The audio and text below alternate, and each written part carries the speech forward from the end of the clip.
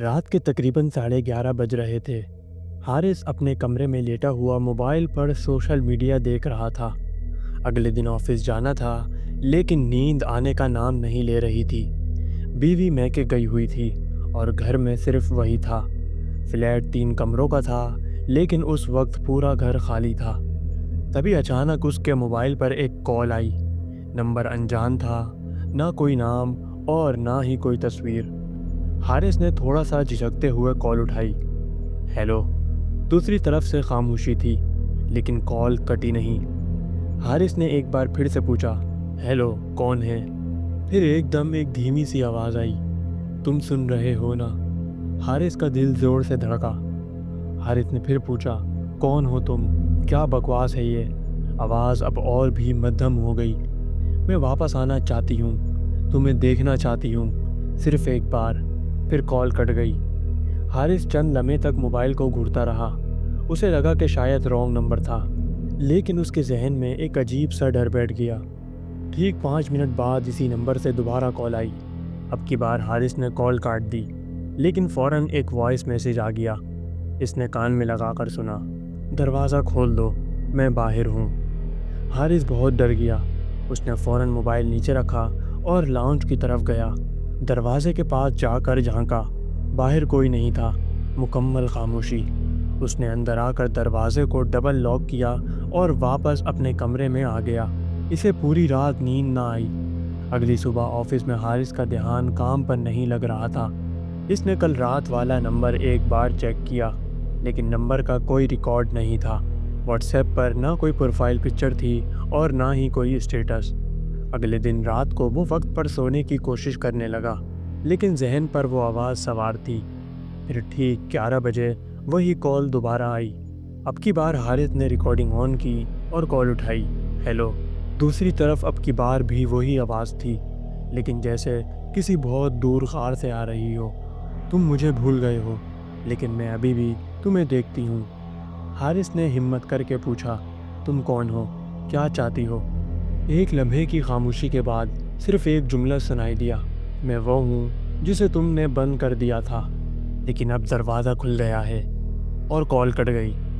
اب حارث کا دماغ سن ہو چکا تھا۔ وہ کیا کہہ رہی تھی؟ دروازہ کون سا؟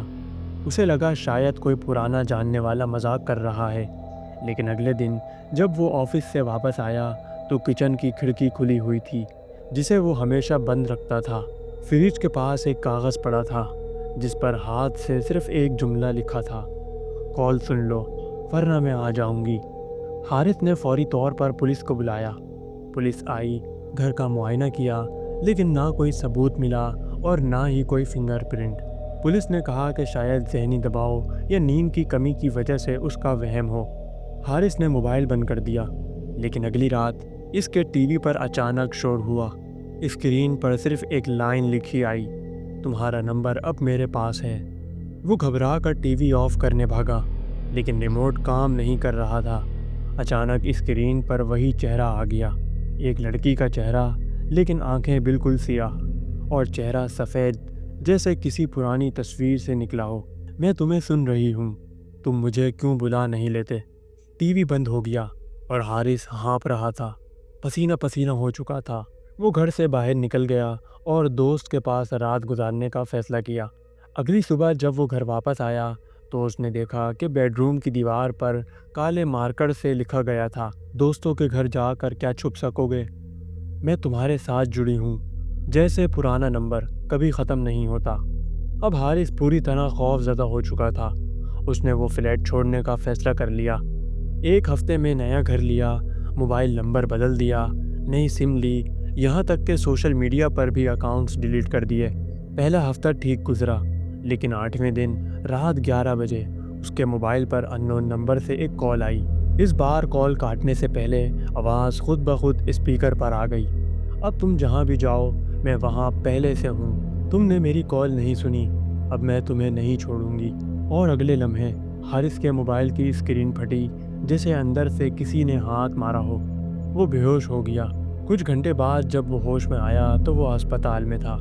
ڈاکٹر نے بتایا کہ اسے مرگی کا دورہ پڑا تھا، لیکن اس کا موبائل، اس میں کوئی سم نہیں تھی، کوئی لاک نہیں تھا، کوئی ریکارڈنگ نہیں۔ لیکن پھر نرس اندر آئی، ہاتھ میں حارث کا موبائل تھا۔ سر، آپ کے موبائل پر بار بار ایک ہی نمبر سے کال آ رہی ہے۔ حارث نے ڈرتے ہوئے موبائل لیا۔ اس بار اسکرین پر صرف ایک لفظ لکھا تھا، اور وہ لفظ تھا پھر سن لو۔ کمرے کی لائٹس آف ہو گئیں، اور اس کے بعد اسپتال کی CCTV فوٹیج میں صرف ایک چیز ریکارڈ ہوئی۔ حارث تنہا لیٹا ہوا تھا اور اس کے موبائل پر کال آتی ہے۔ وہ کال اٹھاتا ہے اور اگلے لمحے اس کا جسم بستر پر پڑا رہتا ہے، لیکن اس کی آنکھیں مکمل سیاہ ہو جاتی ہیں، جیسے وہ کسی اور کی آنکھیں ہوں۔ اور کال اب ہر رات ٹھیک 11 بجے کسی نہ کسی کے موبائل پر آتی ہے۔ نام آتا ہے مردہ کال۔